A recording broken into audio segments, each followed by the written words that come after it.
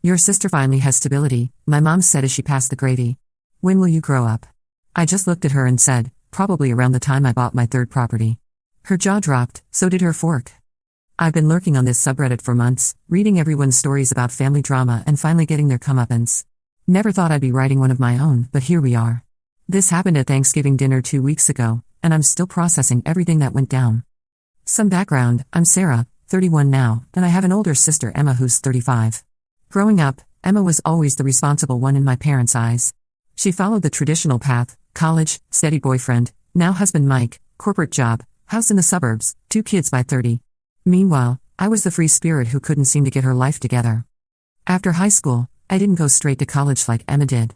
Instead, I worked at a local coffee shop while trying to figure out what I wanted to do. My parents were not thrilled, especially when Emma graduated with honors and landed a job at a marketing firm right away. The comparison started immediately. "Why can't you be more like your sister?" became my mom's favorite phrase. Emma has her life figured out. She's building something stable with Mike. When are you going to stop playing around and get serious about your future? I eventually did go to college, but I took a different route. I went to community college first to save money, then transferred to a state school where I studied business with a focus on real estate. My parents saw this as me finally getting my act together, but they still made it clear they thought I was behind where I should be. Emma, meanwhile, got engaged during my sophomore year. The wedding planning became a family obsession. Every conversation somehow turned into wedding talk. Emma's dress fitting is next week, or Emma and Mike found the perfect venue, or Emma's so organized with all the planning. I felt invisible. During the wedding preparation period, I was working part-time while going to school and had started learning about real estate investing on the side. I'd spend hours watching YouTube videos, reading books, and listening to podcasts about property investment. My family thought it was just another one of my phases. "Sarah's always got some new idea," my dad would say with an eye roll. "Remember when she wanted to be a photographer? Or start that jewelry business? This real estate thing is just another distraction from focusing on her degree." But I was serious about it. Really serious. I'd been saving every penny from my part-time jobs and had been researching the local market extensively. By the time Emma's wedding rolled around, I had enough saved for a down payment on a small duplex in a neighborhood that I knew was about to gentrify. The wedding was beautiful, don't get me wrong. Emma looked stunning, and Mike seemed genuinely happy. But the entire event felt like a celebration of everything I wasn't. During the reception, I must have heard 50 times how proud my parents were of Emma, how she'd found such a wonderful man, how stable and secure their future looked. I bought my first property 3 months after Emma's wedding. It was a small duplex that needed some work, but the bones were good and the location was perfect. I lived in one unit and rented out the other. The rental income covered most of my mortgage, and I put sweat equity into fixing up both sides. When I told my family, the reaction was lukewarm at best. "That's nice, honey," my mom said. "But don't you think you should focus on finishing school first? And what about finding someone to settle down with? Emma and Mike are already talking about starting a family." My dad was more direct. "Real estate is risky, Sarah. You could lose everything if the market crashes. Emma has a steady job with benefits. That's real security." I tried to explain my strategy, how I'd researched the area, how the rental income was covering my costs, how property values were already starting to rise. But I could see their eyes glazing over. They didn't take it seriously. Emma's reaction was the worst though. "That's great, Sarah," she said with that condescending smile she'd perfected over the years. "Playing landlord sounds fun. Just make sure you have a backup plan when reality hits." Playing landlord. That comment stung more than I let on. I graduated college the following year while managing my duplex and working part-time at a real estate agency to learn the business from the inside. The duplex had appreciated significantly, and the rental income was solid. I was living essentially for free while building equity. Emma and Mike bought their house around the same time I graduated. It was a beautiful 4-bedroom colonial in a nice suburban development. The kind of house that screams we've made it to the outside world. My parents couldn't stop talking about it. "Emma and Mike found the perfect family home," my mom gushed. "It's in such a great school district. They're really thinking ahead." Meanwhile, I'd started looking for my second property. The equity I'd built in the duplex, combined with the savings from living rent-free, gave me enough for another down payment. I found a small single-family home in another up-and-coming area. It needed more work than the duplex, but the potential was enormous. When I closed on the second property, my family's reaction was mixed. My parents seemed confused more than anything. "Why do you need 2 houses, Sarah?" my mom asked. "Wouldn't it make more sense to sell the first one and buy something bigger for yourself? You know, a real home where you could start a family?" "These are investments, Mom," I explained. "The rental income from both properties is covering the mortgages plus giving me cash flow. I'm building wealth." But what about stability? My dad chimed in. What happens if you can't find tenants? What if something major breaks? Emma has a steady paycheck and benefits. That's dependable. I was getting frustrated, but I tried to stay patient. Dad, I have great tenants in both places. I've been profitable every month. And I'm still working at the real estate agency, so I have income from that too. Emma's response was predictably dismissive. Sarah's always been a risk taker, she said to Mike in front of everyone. I'm glad we went the traditional route. I sleep better at night knowing we have job security and a stable situation. The thing is, Emma and Mike's stable situation wasn't as stable as they made it seem. Through family conversations over the following months, I learned that they were stretched pretty thin financially. The big house came with a big mortgage, plus they had Emma's student loans, car payments, and all the expenses that come with their lifestyle. Emma had gotten pregnant shortly after they bought the house, and they were talking about her maybe staying home with the baby for a while. But with their expenses, losing her income would be tough. Mike's job was stable, but it wasn't enough to comfortably cover everything on his own. Meanwhile, my real estate ventures were thriving. Both properties had excellent tenants, and the values were continuing to appreciate. The cash flow was good enough that I'd cut back to part-time at the real estate agency and was spending more time managing my properties and looking for the next opportunity. I found it about a year and a half after buying the second property. It was a small apartment building, 4 units, in a neighborhood that was clearly on the upswing. The seller was motivated, and I was able to negotiate a great price. Between the equity I built in my first 2 properties and the cash flow I'd been banking, I qualified for the loan. This was going to be my third property, and it felt like a major milestone. 4 rental units plus my own residence in the duplex meant 5 income streams from real estate. The numbers were solid, and I could see a clear path to financial independence. But I didn't tell my family about it right away. I was tired of their reactions, tired of having to justify my choices, tired of being made to feel like I was doing something wrong when everything was actually going really well. Emma had her baby around this time, a beautiful little girl named Lucy. The family attention shifted entirely to the new arrival, which was fine with me. I was busy with the apartment building anyway, getting it up to standards and finding good tenants. Emma decided to extend her maternity leave and eventually became a stay-at-home mom full-time. Mike's income was stretched to cover everything, but they made it work. At least, that's what they told everyone. Through my mom's comments over the following months, I gathered that things were tighter than Emma and Mike let on. There were mentions of them having to be careful with expenses, of Emma clipping coupons and shopping sales, of them deciding to postpone some home improvements they'd been planning. Don't get me wrong, there's nothing wrong with being budget conscious. But it was a stark contrast to the stability narrative that had been pushed so hard when they bought the house. My real estate portfolio, on the other hand, was performing better than I'd projected. All the properties were occupied with good tenants, the cash flow was strong, and the appreciation had been significant. I was essentially living for free while banking several $1,000s a month in rental income. I'd also started getting my real estate license and was transitioning into real estate sales as well. The combination of rental income and sales commissions was adding up to a very comfortable living. But my family still saw me as the less stable one. At Emma's baby shower, I heard my aunt ask my mom, "How's Sarah doing? Has she settled down yet?" "She's still playing around with those rental properties," my mom replied. "We keep hoping she'll meet someone nice and start thinking about a real future." A real future. As if building a successful real estate portfolio wasn't real. During this period, I also started dating someone, a guy named David who worked in construction and understood the real estate business. We met when I hired his company to do some renovations on the apartment building. He was impressed by what I'd built and actually encouraged my ambitions instead of questioning them. The contrast between David's support and my family's skepticism was stark. When I told David about my plans for expansion, he'd ask thoughtful questions about cap rates and market analysis. When I told my family the same things, they'd ask when I was going to settle down and be realistic. David and I had been dating for about 8 months when Emma started making comments about him too. "He seems nice," she said after meeting him at a family barbecue, "but isn't he just a construction worker? I mean, what kind of future can you build with someone like that?" I was furious. "Someone like that? David owns his own construction company, Emma.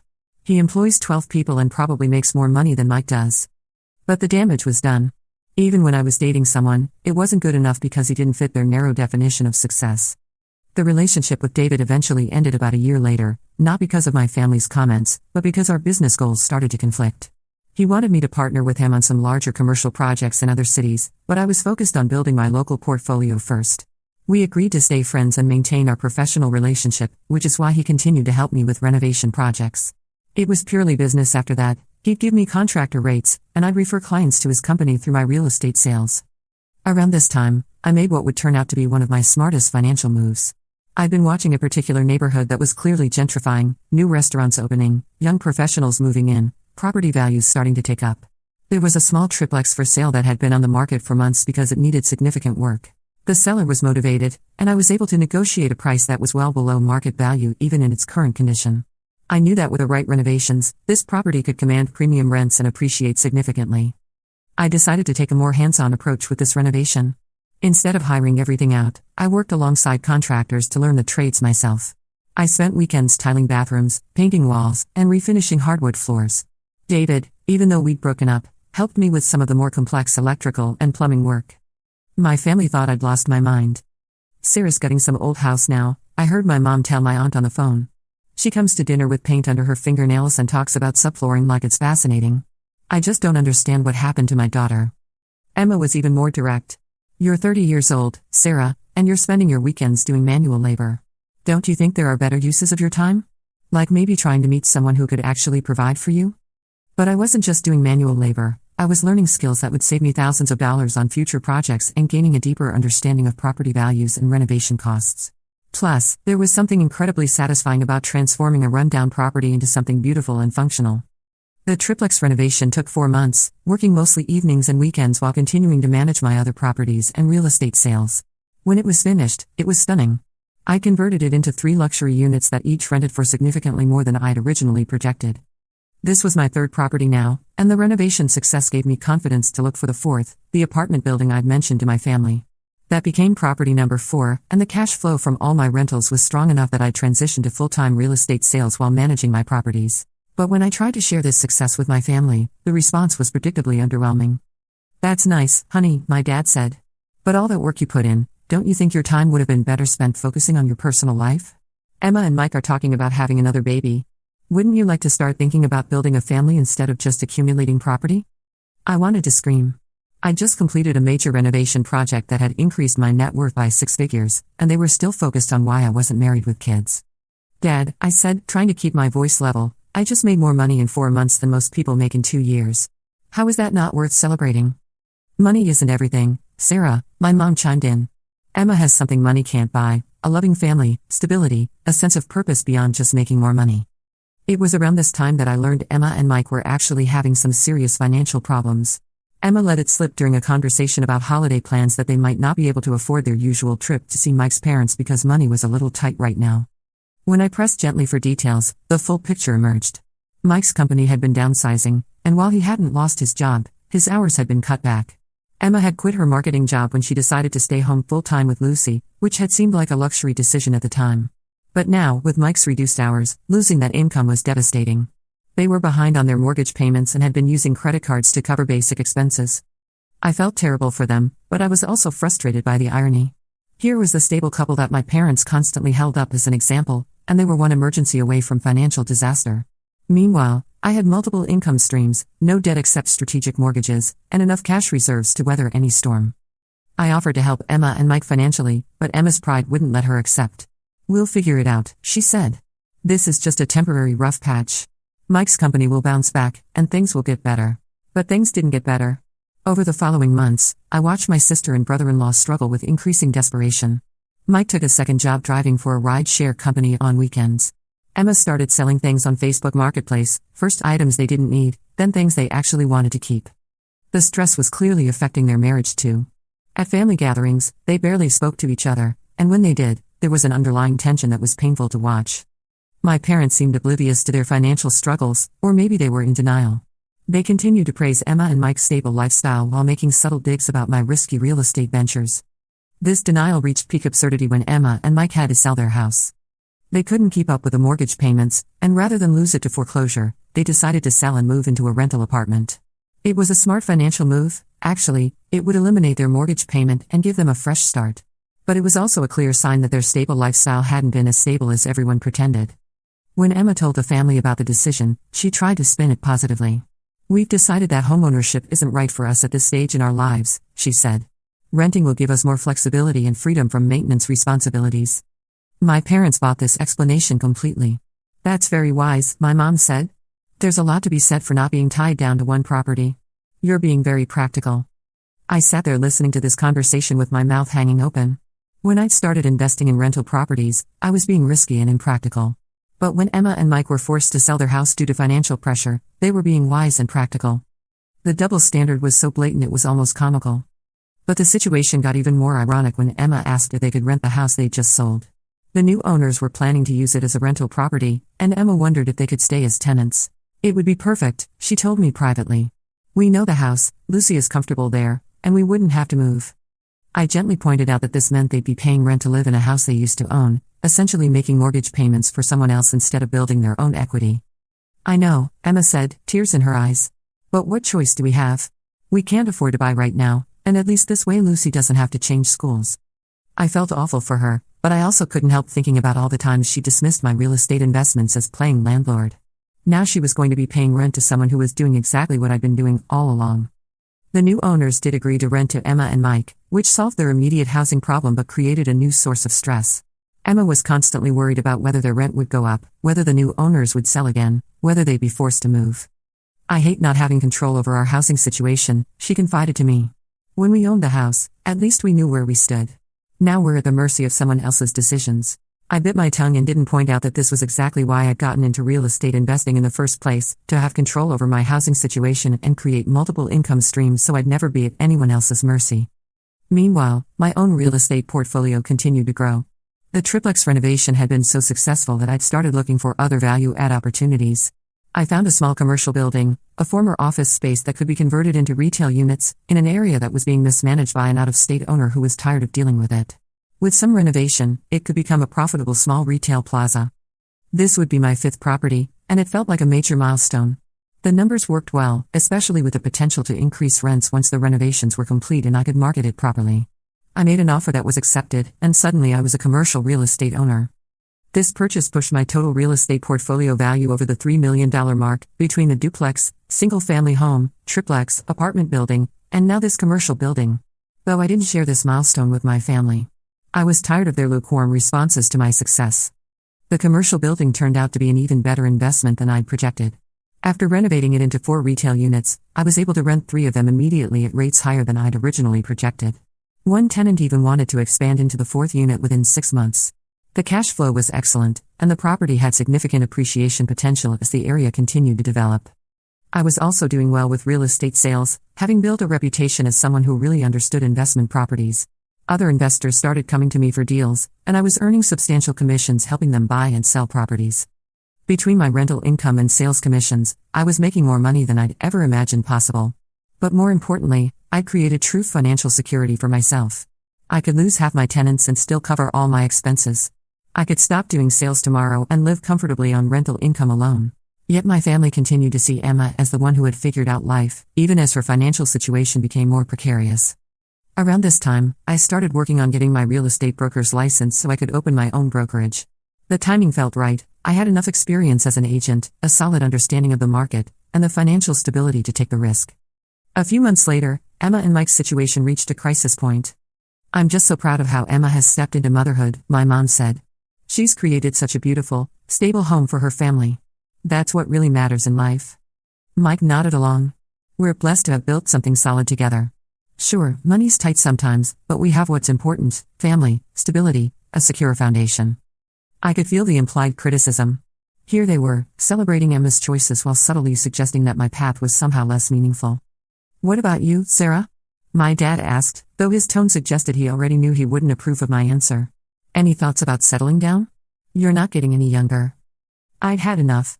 I'm perfectly settled, Dad. I have a successful real estate business, multiple income streams, and more financial security than most people my age. Emma laughed. Sarah, renting out a couple properties isn't exactly a business empire. Don't you want something more meaningful? Like a family? That's when I lost it a little bit. More meaningful than financial independence? I'm 27 years old, I own 3 properties, and I'm making more money than I ever thought possible. How is that not meaningful? 3 properties? My mom looked confused. I thought you had 2. I realized I'd let it slip about the apartment building. I hadn't officially told them about it yet because I was tired of their lukewarm reactions. I bought an apartment building 6 months ago, I said. 4 units. It's doing really well. The room went quiet. I could see my parents processing this information, trying to figure out if it was good news or something to be concerned about. Emma recovered first. Well, that sounds... Ambitious. I hope you're not overextending yourself. Remember what happened in 2008? There it was. The constant assumption that I didn't know what I was doing, that I was being reckless, that my success was somehow accidental or unsustainable. Things stayed tense between Emma and me after that dinner. We barely spoke for months, communicating mainly through our parents when necessary. Meanwhile, my real estate business continued to grow. I'd gotten my license and was doing well with sales in addition to managing my rental properties. The cash flow was excellent, and I was already looking at potential fourth and fifth properties. Emma and Mike, from what I could gather through family updates, were struggling more than they'd admit. Mike had been passed over for a promotion he'd been counting on, and Emma had mentioned needing to be even more careful with spending. I wasn't happy about their struggles, but I was frustrated by the continued narrative that their path was somehow more secure or responsible than mine. This whole situation came to a head at Thanksgiving 2 weeks ago. We were all gathered at my parents' house, me, Emma, Mike, baby Lucy, now a toddler, and my parents. The conversation was pleasant enough at first, focused on Lucy's development and general family updates. By this point, I'd actually closed on a sixth property the month before, a small office building downtown that I bought from a retiring lawyer. It was fully leased to an accounting firm on a long-term contract, and the return on investment was fantastic.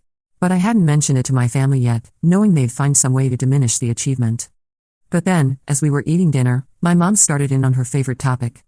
"Emma, I'm just so impressed with how you've created such a stable home environment for Lucy," she said, passing the gravy. "You've really found your calling as a mother. It's wonderful to see someone who has their priorities straight." I felt my jaw clench, but I tried to stay quiet. "Thanks, Mom," Emma said, beaming. "It hasn't always been easy, especially financially, but Mike and I are committed to providing Lucy with security and stability. That's what matters most." My dad nodded approvingly. "That's exactly right. There's something to be said for the traditional approach. Building a solid foundation, making responsible choices, thinking about the future." The implied criticism was clear as always. Emma had made responsible choices. Emma was thinking about the future. Emma had stability. Then my mom looked directly at me. "Your sister finally has stability," she said, as if this was some great achievement that had been in doubt. "When will you grow up?" The question hit me like a slap. After everything I'd accomplished, after building a successful real estate portfolio from nothing, after achieving financial independence before age 30, my own mother was asking when I would grow up. I looked around the table. Emma was smirking slightly, clearly enjoying the moment. Mike was nodding along with my parents. Lucy was the only one who seemed oblivious to the tension, happily making a mess with her sweet potatoes. I set down my fork and looked directly at my mom. Probably around the time I bought my third property. The words came out calmly, but they landed like a bomb. My mom's jaw dropped, and her fork clattered to her plate. "You're a third property?" my dad asked, his voice barely above a whisper. "Oh, did I not mention?" I said, enjoying the moment more than I probably should have. "I closed on a small office building downtown last month. It's fully leased to an accounting firm on a 5-year contract. The return on investment is fantastic." Emma's smirk had completely disappeared. "You bought an office building?" I said, taking a bite of turkey. "It's actually my 6th property total, if we're counting everything," I said, taking a bite of turkey. "The duplex, the single-family home, the triplex, the apartment building, the retail plaza, and now the office building." The silence stretched on for what felt like forever. I could practically see the wheels turning in everyone's heads as they tried to process this information. How can you afford all this?"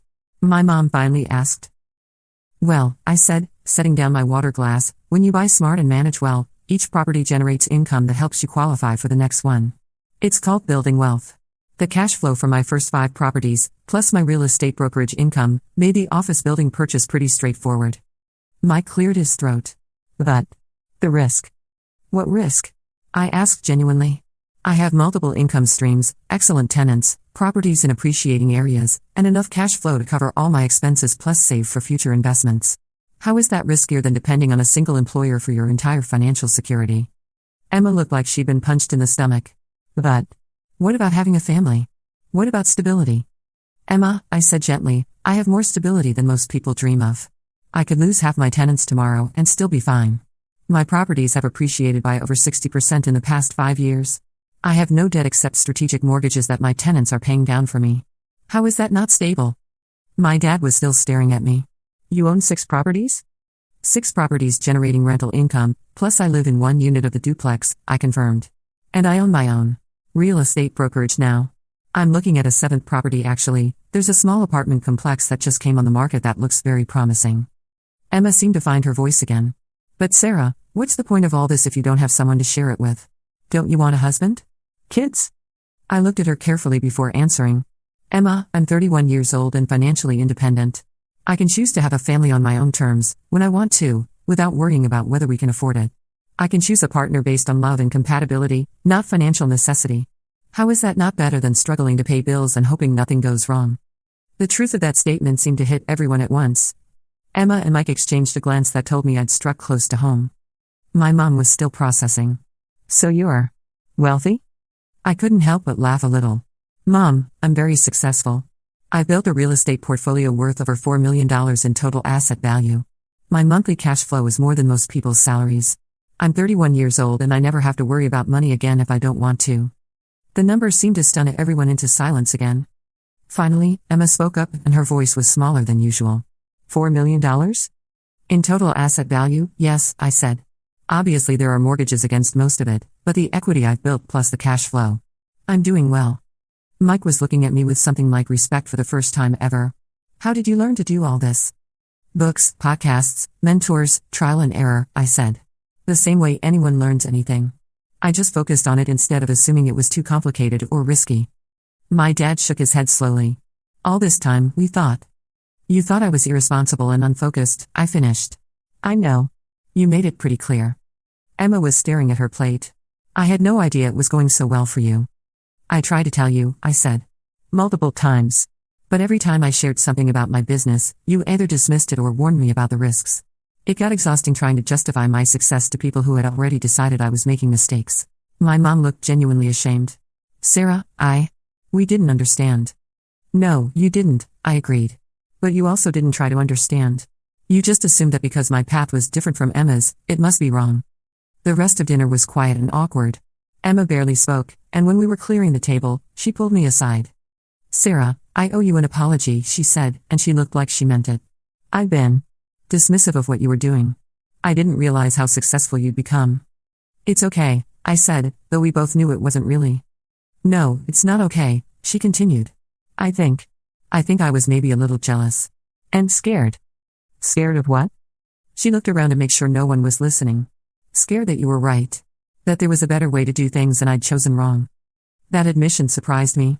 Emma, you didn't choose wrong. You chose what was right for you. The problem was everyone acting like your way was the only right way.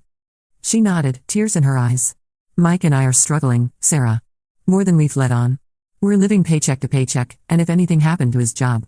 She didn't finish the sentence. I felt bad for her then. Is there anything I can do to help? She shook her head. You've done enough by proving that there are other ways to build security. Maybe you could teach me some of what you've learned? Of course, I said. We hugged then, really hugged, for the first time in years. My parents pulled me aside before I left that night. Both of them looked embarrassed and proud at the same time, an interesting combination. Sarah, my dad said, we owe you a huge apology. We've been unfair to you. We just didn't understand, my mom added. We thought we were protecting you by encouraging you to follow a more traditional path. I know, I said. But maybe next time, you could try to understand what I'm actually doing before deciding whether it's good or bad? They both nodded emphatically. As I drove home that night to my duplex, my first property, the one they'd all dismissed as playing landlord, I felt a mixture of vindication and sadness. Vindicated because I'd finally gotten the recognition I deserved, but sad because it had taken so long and caused so much tension. The best part, though, was the text I got from Emma 2 days later. Hey, I've been thinking about our conversation. Would you be willing to help Mike and me look into maybe buying a small rental property? We have some equity in our house that we could tap into.